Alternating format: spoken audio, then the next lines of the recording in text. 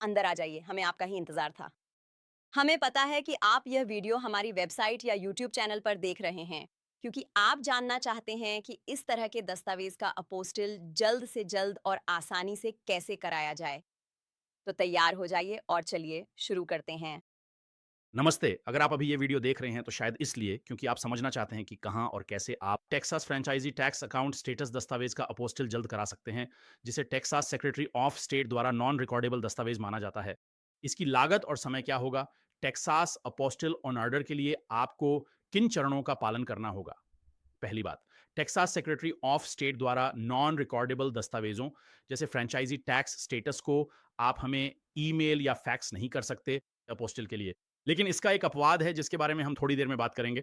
आपको या तो हमें मेल करना होगा या हमारे पास जमा करना होगा असली वेट इंक हस्ताक्षरित Texas franchise tax account certified copy affidavit और अपने फ्रेंचाइजी टैक्स अकाउंट स्टेटस की एक कॉपी हमारे मुख्य ऑस्टिन टेक्सास कार्यालय में।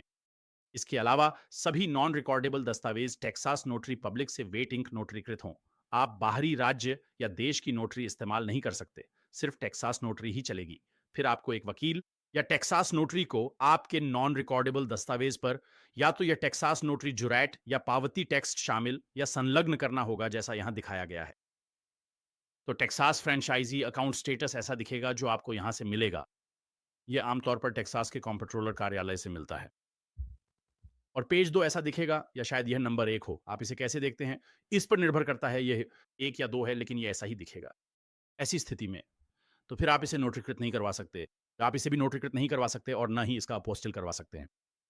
ठीक है, तो सेक्रेटरी ऑफ स्टेट इसे स्वीकार नहीं करेंगे। एक नोटरी बस इसे नोटरीकृत करके इस पर अपोस्टिल नहीं ले सकता। वे इसे तभी स्वीकार करेंगे जब आप या दस्तावेज के कस्टोडियन होल्डर एक सर्टिफाइड कॉपी एफिडेविट बनाएँगे और आपको यही करना होगा। तो आप बस यहाँ दिए गए इस सर्टिफाइड कॉपी एफिडेविट को वर्ड फाइल पर कॉपी और पेस्ट करके प्रिंट कर लें, या आसान तरीका ये है कि बस यहाँ इस पीडीएफ आइकन पर क्लिक करें, जिससे हाईलाइट किए गए टेक्स्ट की पीडीएफ डाउनलोड हो जाएगी और फिर आप इसे प्रिंट करेंगे और इसे भरकर टेक्सास नोटरी से नोटरीकृत करवाएंगे।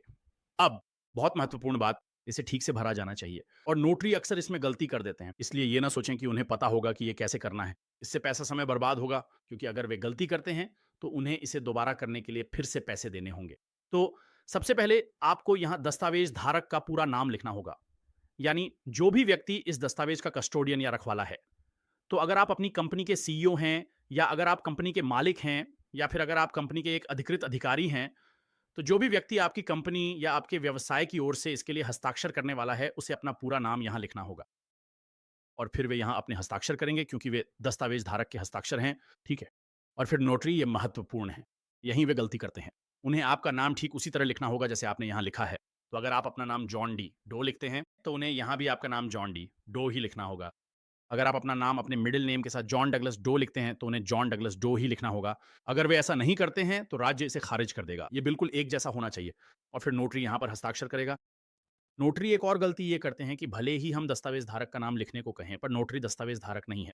नोटरी गलती से यहाँ अपना नाम लिख देगा, क्योंकि वे ध्यान नहीं दे रहे हैं और उन्हें नहीं पता कि वे क्या कर रहे हैं, और नोटरी की गलती के कारण आपका दस्तावेज खारिज हो जाएगा। तो सुनिश्चित करें कि यहाँ बाय लाइन में हमेशा आपका ही नाम हो और फिर आप नाम लिखें। फिर से हम कह रहे हैं नाम लिखें।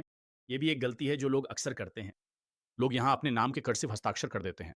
आपका दस्तावेज खारिज कर दिया जाएगा और हमने देखा है कि नोटरी कर्सिव का उपयोग करके वहाँ अपना नाम लिख देते हैं। ये खारिज हो जाएगा, या नाम लिखने के बजाय आपके हस्ताक्षर कर देते हैं। फिर से बस हमारे निर्देशों का पालन करें, बस वहाँ नाम लिखें और यहाँ भी नाम लिखें और फिर आप यहाँ अपने हस्ताक्षर करें और यहाँ भी हस्ताक्षर करें। तो बस नोटरी से ये उम्मीद ना करें कि उसे यह पता होगा। हमारा ये वीडियो देखकर आपको बस यही करना है।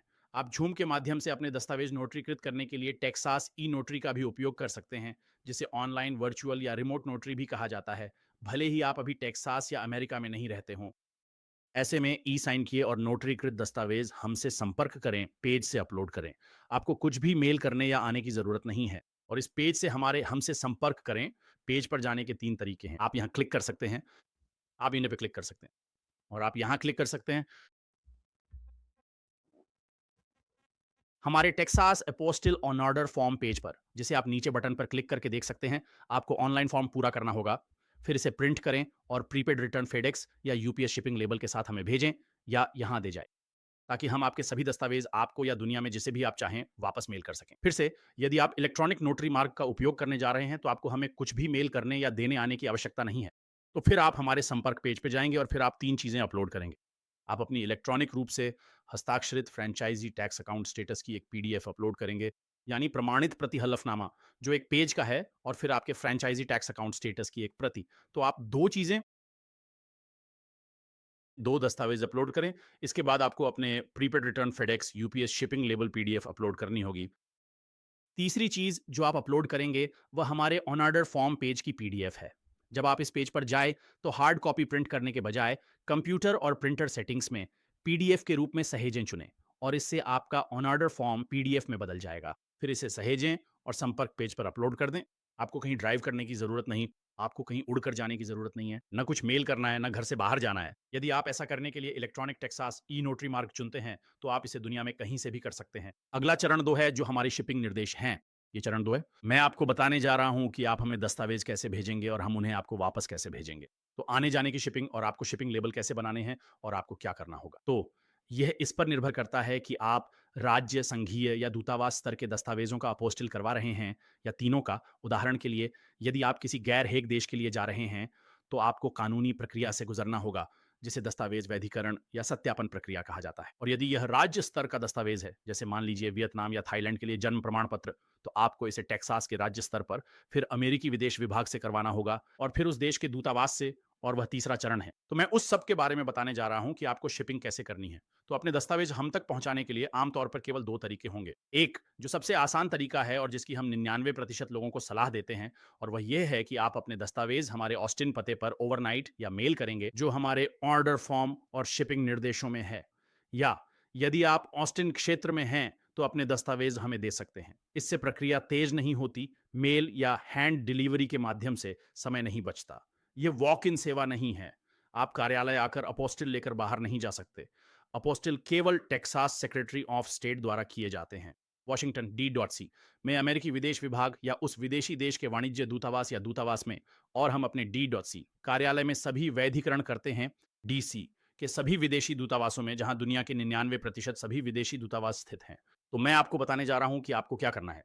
तो यदि आप अपने दस्तावेज हमें मेल करने जा रहे हैं, तो कृपया डाकघर का उपयोग न करें, संयुक्त राज्य डाक सेवा का उपयोग न करें। वे लगातार दस्तावेज खो देते हैं। वे हर साल एक कारण से अरबों डॉलर खो देते हैं। वे अक्षम हैं, वे अविश्वसनीय हैं, उनका उपयोग न करें। अपने दस्तावेज हमें मेल न करें, या हमसे उन्हें आपको वापस मेल न करवाएं, क्योंकि आमतौर पर ट्रैकिंग बहुत खराब होती है। हम केवल फेडेक्स का उपयोग करने की सलाह देते हैं, लेकिन यदि आप फेडेक्स या यूपीएस चाहते हैं, या यदि आप यूरोप या दक्षिण अमेरिका या मध्य अमेरिका में हैं, तो मुझे पता है कि उन देशों में डीएचएल काफ़ी बड़ा है। लेकिन सबसे भरोसेमंद, जिन्हें हम हर दिन दसियों हज़ार दस्तावेज़ों के लिए इस्तेमाल करते हैं, और जिनके 6 महाद्वीपों में ग्राहक हैं, अभी तक हम अंटार्कटिका नहीं पहुँचे हैं, वो फेडेक्स है। वे शिपिंग के लिए अब तक के सबसे विश्वसनीय विकल्प हैं। अगर आप चाहते हैं कि आपके दस्तावेज़ सुरक्षित रहें और खो न जाएँ, तो वे सबसे भरोसेमंद और अमेरिका में सबसे सस्ते हैं। मैं आपको इसका एक सटीक उदाहरण देकर समझाता हूँ। हम ऑस्टिन, टेक्सास से अपने D.C कार्यालय में शिप करते हैं, देश के दूसरे छोर पर अटलांटिक महासागर के पास वॉशिंगटन D.C तक। इसमें हमें $11 यानी $10 और 95 सेंट लगते हैं हमारे D.C कार्यालय में दस्तावेजों को 2 दिवसीय फेडेक्स करने के लिए। यदि हम यूपीएस का उपयोग करते हैं, तो यह $40 से अधिक है। वहीं डाकघर का उपयोग करने पर यह लगभग $23 है, जो कि दोगुने से भी ज्यादा का अंतर है। दस्तावेजों के लिए फेडेक्स यूपीएस और डाकघर से काफी सस्ता पड़ीडियचता है, खासकर यदि आप ओवरनाइट या 2 दिनों के भीतर भेज रहे हैं। ज्यादातर लोगों को यह पता नहीं चलता है। ये केवल फेडेक्स विकल्प पर लागू होता है, जिसे हमारे शिपिंग पेजों के वीडियो में विस्तार से समझाया गया है, और मैं इसे समझाने जा रहा हूं। तो ये वे लिंक हैं जिन पर आपको क्लिक करना है। तो ये एक लंबा वीडियो होगा, एक और 15-20 मिनट का वीडियो। ये आपको कुछ ऐसा समझाएगा जो फेडेक्स या यूपीएस अपनी वेबसाइट पर भी नहीं करते हैं। हमारे पास स्क्रीनशॉट और एक वीडियो है, जो स्क्रीनशॉट के माध्यम से बताता है कि आप कैसे दुनिया में कहीं से भी fedex.com या ups.com पर प्रीपेड रिटर्न शिपिंग लेबल बना सकते हैं। तो मुझे इससे फ़र्क नहीं पड़ता कि आप दुनिया में कहाँ रहते हैं, आप ऑनलाइन जाकर प्रीपेड शिपिंग लेबल बना सकते हैं, और फिर आप उसे प्रिंट करके हमें मेल कर सकते हैं, या आप उसे डाउनलोड करके उनके द्वारा दी गई पीडीएफ हमें ईमेल कर सकते हैं। ये केवल एक पीडीएफ होनी चाहिए। आप हमें वर्ड डॉक्यूमेंट या जीआईएफ या जेपीईजी या किसी और फॉर्मेट में शिपिंग लेबल नहीं दे सकते। आपको वो मूल पीडीएफ चाहिए जो यूपीएस और फेडेक्स लेबल बनाने पर मिलते हैं। इन लिंक्स पर क्लिक करके आप वीडियो और स्क्रीनशॉट से इसे करने का तरीका देख सकते हैं। ठीक है? और फिर यदि आप अंतर्राष्ट्रीय स्तर पर कर रहे हैं, तो आपको वह करना होगा जिसे आमतौर पर सीमा शुल्क चालान या सीमा शुल्क रसीद कहा जाता है, जो आपको बनानी होगी। आप इन पर क्लिक करें, ये फेडेक्स के लिए और ये यूपीएस के लिए। और हमारे पास आपके लिए पहले से भरा हुआ एक टेम्पलेट है, जिसे आपको बस पूरा भरना है। और फिर अपना नाम और तारीख लिखें और उस पर तारीख डाल दें। बस इतना ही। देश के आधार पर अक्सर इसकी ज़रूरत नहीं पड़ती है, पर हमेशा सावधानी के लिए हम आपको ऐसा करने को कहते हैं। अगर आप दस्तावेज़ अंतर्राष्ट्रीय स्तर पर शिप कर रहे हैं अमेरिका से किसी दूसरे देश में, मेक्सिको को इसकी उतनी परवाह नहीं है, लेकिन आप इसे कर सकते हैं। फेडेक्स के साथ उन्हें वास्तव में कोई फ़र्क नहीं पड़ता। लेकिन दुनिया के बाकी देशों में सीमा शुल्क से गुजरने के लिए आप सुनिश्चित करें कि आपके पास वह हो। और फिर दूसरी बड़ी बात यह है कि आप शिपिंग लेबल पर हमारा नाम नहीं डाल सकते। मैं अपनी बात दोहराता हूं, जब हम इसे आपको वापस भेज रहे हों, तो आप अपनी शिपिंग पर कहीं भी हमारा नाम, फोन नंबर या पता नहीं डाल सकते। यह आपको की जाने वाली शिपिंग है। तो हमने आपके दस्तावेज को अपोस्टिल कर दिया है, और अब आप चाहते हैं कि वह आपके पास किसी कानूनी फर्म या किसी अन्य देश में वापस आए, या किसी मित्र परिवार या कंपनी या सरकारी संस्था के पास, जहां भी आप चाहते हैं कि हम इसे भेजें। आप एक प्रीपेड शिपिंग लेबल बना रहे हैं, आप ही आयातक और शिपर हैं, इसलिए आप इस पर हमारा नाम नहीं रख सकते, क्योंकि अगर ये सीमा शुल्क से गुजरता है तो हमें इसके लिए बिल भेजा जाएगा, और हमें इसके लिए सैकड़ों डॉलर का बिल मिलता है, जो हमारा नहीं है। यदि आप उस पर हमारा नाम डालते हैं, तो हम आपके दस्तावेज वापस नहीं करेंगे। इसे एक लिफाफा समझें जिसे आप मेल कर रहे हैं। यूएस में ऊपर बाईं ओर आप रिटर्न सेंडर का नाम डालते हैं, जिसका अर्थ है कि यदि आपके द्वारा भेजा गया पता गलत है या डाकघर इसे वितरित नहीं कर सकता है, तो वे उस मेल को आपको वापस कर देंगे। हम यही मांग रहे हैं। आप बस हमारा पता नहीं डाल सकते, कोई भी दूसरा पता चलेगा। आप किसी दोस्त, रिश्तेदार, सहकर्मी या बिज़नेस का पता इस्तेमाल कर सकते हैं, इससे कोई फ़र्क नहीं पड़ता। आप बस वहाँ हमारी जानकारी नहीं डाल सकते। फिर से आप बस अपना पता डाल सकते हैं। आप टू और फ्रॉम दोनों में अपना पता डाल सकते हैं। जैसे आप चाहते हैं कि शिपमेंट यूरोप वापस चला जाए। मान लीजिए अमेरिका में आपका कोई दोस्त या रिश्तेदार है, आप उनका पता इस्तेमाल करें। ये तभी है जब दस्तावेज़ वापस आना हो। वापस भेजने या सीमा शुल्क भुगतान न होने पर बिल भेजने के लिए उन्हें आपके पते की ज़रूरत होती है। वैसे इससे कोई फ़र्क नहीं पड़ता। आप बस हमारा पता नहीं डाल सकते। ये बहुत सरल है। और फिर से इन दोनों में से यदि आप इस पे क्लिक करते हैं, तो हम देखेंगे कि इसे कैसे करना है। फेडेक्स या यूपीएस पर ऑनलाइन काम करते समय वे पूछेंगे कि ये कहाँ से भेजा जा रहा है। सिर्फ हमारा पता या नंबर डालना काफ़ी नहीं है। ये आसान है और लोग रोज़ ऐसा करते हैं। लोग कहते हैं हम ये नहीं कर सकते, पर आप कर सकते हैं। बस आप इसे सही से नहीं कर रहे, हमारे निर्देशों को मानें। इसे ऑनलाइन करें। ऐसे करने के लिए फेडेक्स या यूपीएस स्टोर में ना जाइए, क्योंकि कई बार उन लोगों को पता नहीं होता कि वे किस बारे में बात कर रहे हैं। आप इसे बस ऑनलाइन कर सकते हैं। हम इसे हर दिन दुनिया के हर देश से करवाते हैं। आप हमारे पते के बिना ऑनलाइन लेबल बना सकते हैं, क्योंकि आप खुद ऑनलाइन लेबल बना रहे हैं और इसके लिए भुगतान भी कर रहे हैं। हम नहीं, हम बस इसे आपके लिए फेडेक्स या यूपीएस या डीएचएल पे छोड़ रहे हैं। तो आप हमारा पता नहीं डाल सकते, क्योंकि फिर हम तकनीकी रूप से फेडेक्स या यूपीएस या डीएचएल की नज़र में हम आयातक बन जाते हैं। हम शिपर हैं। क्या आप देख रहे हैं कि सारी ज़िम्मेदारी, कानूनी ज़िम्मेदारी हमारी कंपनी पर आती है, और हम हमारी कानूनी नीति, हमारी कंपनी की नीति, हम ऐसा नहीं कर सकते। इसलिए शिपिंग लेबल पर हमारा पता ना डालें। बहुत महत्वपूर्ण है, क्योंकि हम इसे 100% शिप नहीं करेंगे। हम इसे वापस शिप नहीं करेंगे। हम आपसे संपर्क करके कहेंगे कि नया शिपिंग लेबल भेजना होगा। अंतर्राष्ट्रीय ऑर्डर के लिए हमारा पता या फ़ोन नंबर उपलब्ध नहीं होने की स्थिति में, विशेष रूप से विदेश जाने पर, हम इसे वापस शिप नहीं करेंगे। तो बहुत महत्वपूर्ण है। अगर समय कम है और दस्तावेज़ जल्दी चाहिए, तो नया लेबल देने और संपर्क करने में दिनों की देरी हो सकती है। इसलिए इन निर्देशों का पालन करें और प्रीपेड शिपिंग लेबल पर अपना या हमारा नाम, पता या फ़ोन नंबर न डालें। शिपिंग के लिए बस इतना ही। ये फिर से बहुत सरल है। आप बस हमें दें। फिर से, यदि आप हमें दस्तावेज़ छोड़ने जा रहे हैं, आप सामान हमारे पास छोड़ सकते हैं।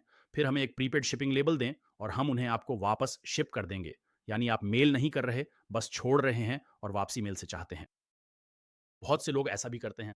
तो आप ऑनलाइन जाएँ, अपना शिपिंग लेबल बनाएँ, और जब आप हमारे ऑस्टिन स्थानों पे जाते हैं, तो आप अपने दस्तावेज़ छोड़ देते हैं। फिर जैसा कि हम चरण 3 में देखते हैं, राज्य सचिव को उन्हें उसी दिन या अगले 2 दिनों में जारी करने में समय लगता है,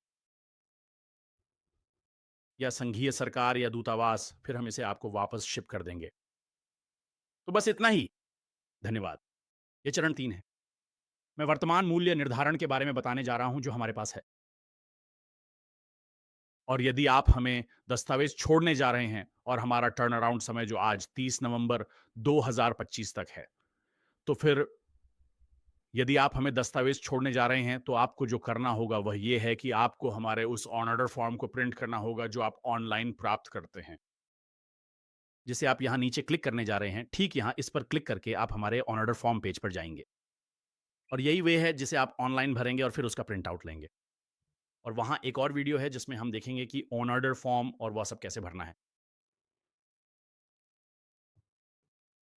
तो अगर आप अपने दस्तावेज़ हमें मेल करने वाले हैं, जो कि ज़्यादातर लोग करते हैं, तो आप हमारा ऑन ऑर्डर फॉर्म प्रिंट करें और फिर आप उसे अपने दस्तावेज़ों के साथ भेजें।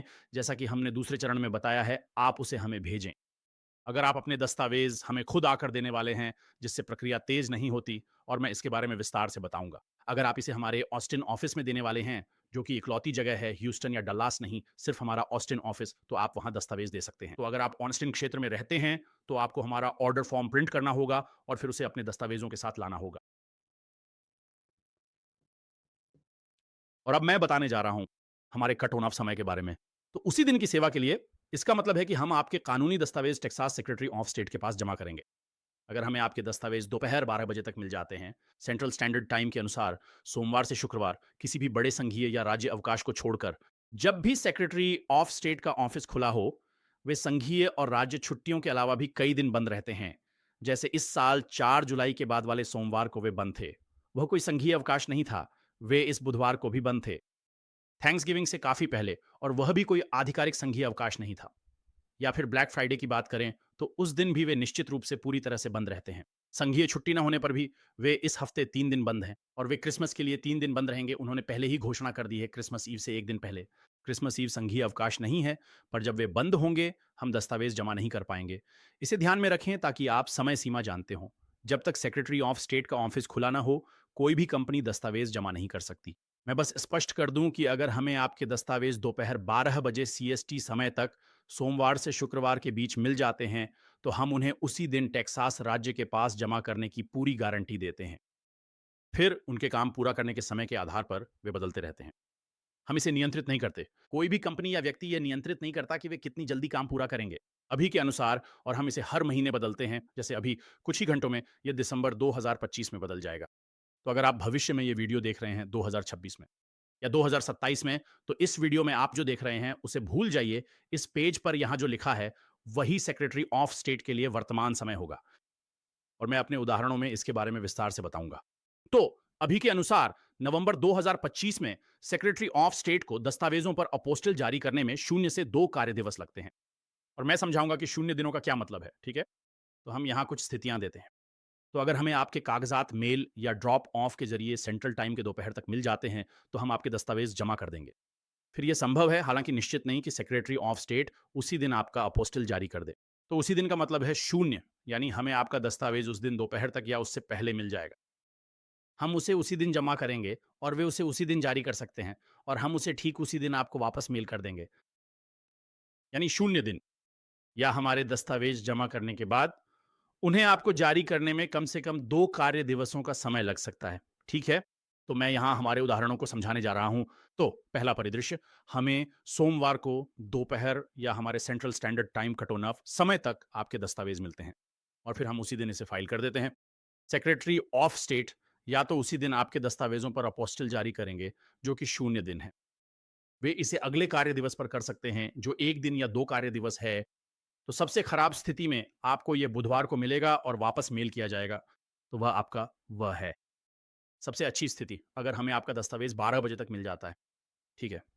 दूसरा उदाहरण ये है कि यदि हमें आपका दस्तावेज़ सेंट्रल टाइम दोपहर के बाद मिलता है, तो अगर आप इसे हमें मेल करते हैं और हमें ये दोपहर 2-3 बजे यूपीएस, फेडेक्स या डीएचएल से मिलता है, या आप इसे हमारे ऑफ़िस में 2, 3, 4 या 5 बजे से ठीक पहले छोड़ते हैं, जब लोग सोमवार को इसे देने आते हैं, तो हम इसे केवल अगले दिन ही फ़ाइल कर सकते हैं। हम इसे अगले कार्य दिवस पर फ़ाइल करेंगे और फिर वे इसे उसी दिन जारी कर सकते हैं। वह 0 दिन है।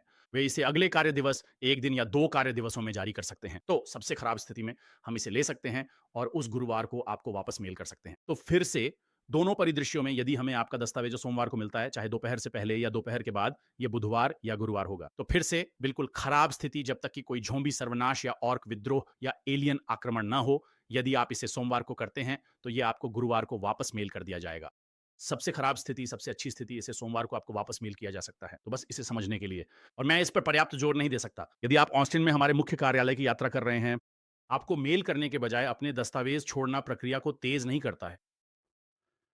इससे कोई फ़र्क नहीं पड़ता कि हमें वे ड्रॉप ऑफ या मेल द्वारा दोपहर से पहले या बाद में मिलते हैं, टर्न अराउंड समय वही रहने वाला है। बहुत से लोग वे हमारी वेबसाइट नहीं पढ़ते हैं, वे हमसे संपर्क नहीं करते हैं और वे ये सोचकर आ जाते हैं कि यह उसी दिन हो जाएगा और ये संभव नहीं है क्योंकि ये सेक्रेटरी ऑफ स्टेट है, ये उन पर निर्भर है। वे तय करेंगे कि इसे उसी दिन या अगले 1-2 दिनों में जारी करना है। तो कृपया जब तक आप ऑस्टिन में नहीं हैं, यह प्रक्रिया तेज़ नहीं होती। बस अपने दस्तावेज़ हमें ओवरनाइट भेज दें। जैसा कि हम दूसरे चरण में कहते हैं, इसे कैसे करना है, ठीक है?